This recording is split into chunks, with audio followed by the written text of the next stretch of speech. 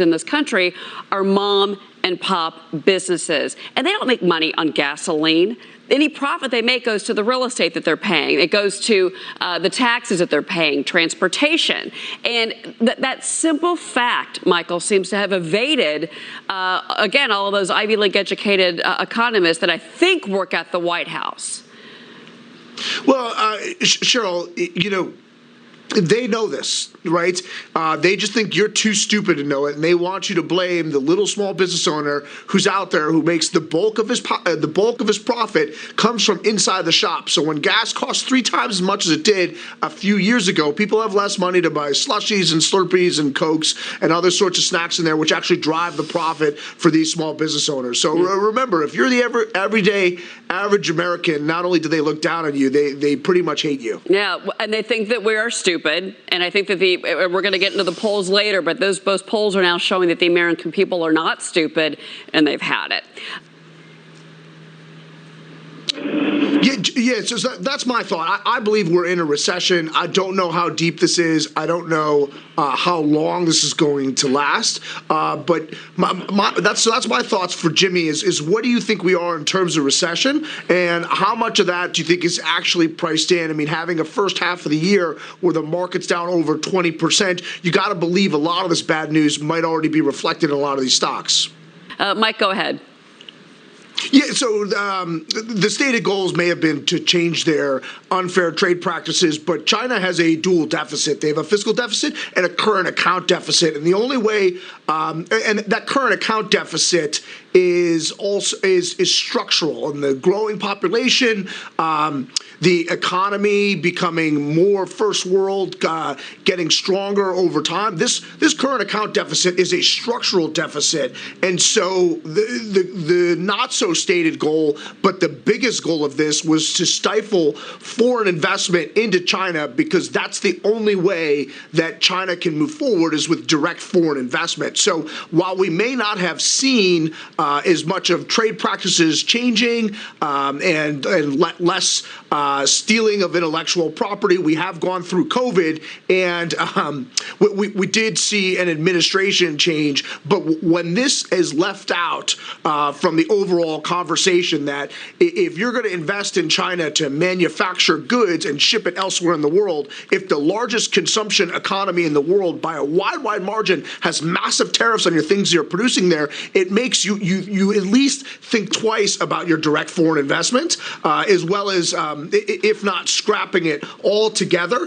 And that is the not so talked about point, which I think is the key driver behind these tariffs, that you're now really putting the screws to China in the long run if they don't change their practices. And if we could just slap tariffs across the board, essentially crushing all their foreign investments, not all their foreign investment, but making a huge dent, making it much harder for a country whose currency in the country is essentially monopoly money. It's useless elsewhere in the world, to further exacerbate that trade deficit.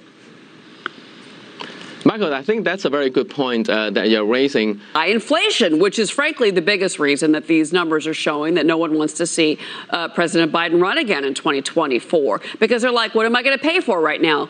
Gas or groceries? A lot of people in the lower income portions of this country are having to make that choice, and that's devastating. Cheryl, it is just shocking that we're at this moment. We just had $10 trillion of COVID stimulus on the back of the best consumer and labor economy ever seen in the history of our country, and now we are in a recession. This is leftism run amok, and the problem Biden was always going to run into is that he never had a base. Okay, we had an election which was irregular to say the least. According to Rasmussen, 56% of the people believe that fraud decided the last election. Something like 35% of Democrats believe that. So if things weren't going well, the bottom was always going to fall out from Joe Biden. And to say things aren't going well is to be really kind. Keep in mind, he has the lowest poll numbers amongst independents since Richard Nixon, when Richard Nixon was getting on the helicopter to fly away. I think his strong strongly approved numbers amongst independents is like 4 or 5%, especially when it comes to the economy. And I'll just touch on what Angela said. The problem really here for Democrats is the only people that are less popular than Biden in the Democrat Party are people like Kamala Harris, who had to drop out of the Democratic primary before a single vote was cast. We are in for a generational shift and a red wave coming this October. Well, you know who knows that Sorry. right now, it seems to be, is California Governor Gavin Newsom. We're going to talk about that later on. Start with you and talk about overall the markets. You've got futures under pressure this morning. We had a volatile week last week. Everyone's asking themselves what is ahead. Well, that's the jobs report on Friday. Here are the expectations. 270,000 jobs added. The unemployment rate's expected to hold steady at 3.6%. What do you expect from this report? So the jobs number will be interesting. I'd expect an okay number. When times are going well and you're very bullish and you point to the labor market, people say that's a lagging number. And when you're bearish and the jobs numbers are good, you'll say it's a lagging number. And so right now I'm somewhat bearish on the economy and the markets. And so I'll say even if we get a good jobs number that is a lagging number, the labor market typically trails the overall economy. So I would not expect anything gangbuster. I would also not expect something falling off a cliff.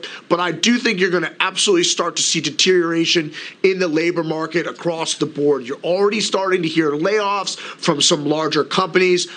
Small businesses are being squeezed left and right. And I would say these traditional measures of employment, the weekly unemployment claims, there's a lot of people that were out of work and may not have been back to work with different companies for long enough to be able to register for unemployment claims, because my key gauge of the employment market pre-COVID was the weekly jobless claims number, because that is straight data. Week in, week out, it's easier to kind of discern. Any errors in it are typically universal. And so the problem with the monthly jobless claims number is that it's going to get revised twice. So the number that we get on Friday will get moved up and down a couple times. And by the time we get the final number for what was June, will be sometime in September. So how useful is that actual data point? So we'll see where wage growth comes in. And I also watch manufacturing jobs very closely to see what's going on inside of that number. So I would not expect that to be as major a news event as it is now, but I do see the economy continuing to deteriorate. Yeah, no, I agree with you. And Ryan Payne, I want you to jump on this topic in particular, because, again, I'll bring this back. I think this is political. I think that Newsom is trying to put a stake in the ground because he knows that President Biden and Kamala are in trouble. And if he thinks that Ron DeSantis is going to be running for president, he wants to make sure that his name is in the mix. Well, Cheryl, you know, he is right. California is a very free state. I mean, if you want something, you can just go into a store and grab it, and you don't have to pay for it. And if you want to live somewhere and you want real estate, you can just pitch a tent, and now that real estate is yours. So, like, in one degree, he's right, and then in another degree, up is down, left is right, and black is white. Nothing could be further from the truth. You've seen a mass exodus from California for over a decade. It's the highest tax state in the country, highest regulations. And, my dad used to live in Laguna Niguel, and he would say to me, all the crazies just continue moving west and west and west. But the problem is when you get to California, the only place further west than California is the Pacific Ocean, so they're all stuck there. And so California is a beautiful state. It is a beautiful state, but Gavin Newsom has just absolutely run it into the ground. And yeah, he was recalled, and that recall wasn't successful. But that's the only way. That's the only way they could get rid of the COVID restrictions. If you remember, as soon as the recall started gaining steam, all of the COVID restrictions magically disappeared, as if that's what the science said at that moment in time. You're talking about the recall.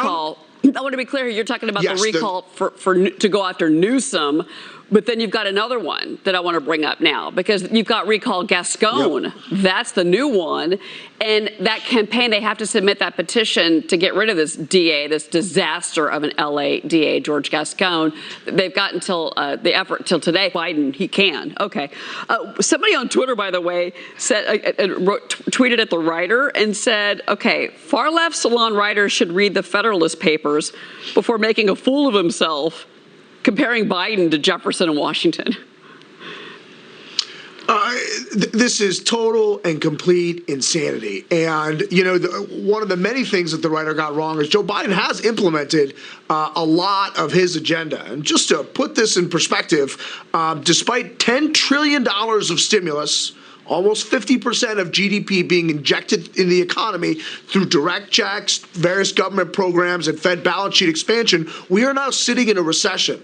That, like, if we weren't here in this moment and somebody told me this would happen, I wouldn't believe them. I would say never in a million years could something like this happen. Well, it's happening right now, and much of it has to do with this visionary economics that this writer's talking about vis-a-vis climate change. Okay, this war on fossil fuels, in my opinion, is the key driver of inflation, and it is what is crushing our economy. Just keep in mind, over the last 100 years, the temperatures have increased 1 degree Celsius. Now, if you believe that's a direct result from carbon emissions from fossil fuels, all right, this is somehow the most existential threat of our time, even though in that same time frame, the number of people dying on an annual basis from climate disasters is down 98%, largely due to technology only available through fossil fuels, right? So without the energy provided by fossil fuels, the scalability,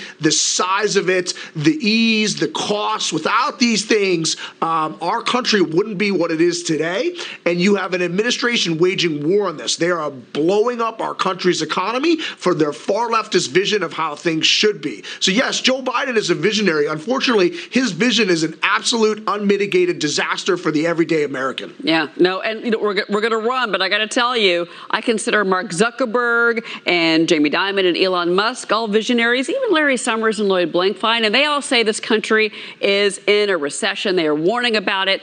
That's the vision test, downing 63 hot dogs. But that's not all that he took down. A protester stormed the stage in the middle of the contest. Chestnut grabbed the man and helped pull him to the ground while still eating hot dogs. Chestnut also suffering from a ruptured tendon in his right leg. He was hobbling around on crutches before the competition. Mike Lee, he's eating hot dogs and taking down people. Yeah, I had my own hot dog eating contest this weekend. I get to 2, so 63 is both amazing and disgusting. So, Joey Chestnut, you're an icon, but hopefully you don't die an early death from a ridiculous amount of hot dogs. God bless. You know what, Angela? They also had at the contest apparently was hot dog flavored ice cream. Oh, jeez. Ooh, can't say I would be ordering a scoop of that, but I love how aggressively American this story is. It cements Joey Chestnut's status as a legend, and I really aspire to his level of unbothered. There was nothing that was going to throw him off his game at being the best at what he does. So congrats, Joey Chestnut. That's the kind of energy I want to take into this week. Yeah, you know what, Mike, real quick, I mean, it's a huge event here in New York. We love the hot dog eating contest. Would you ever enter?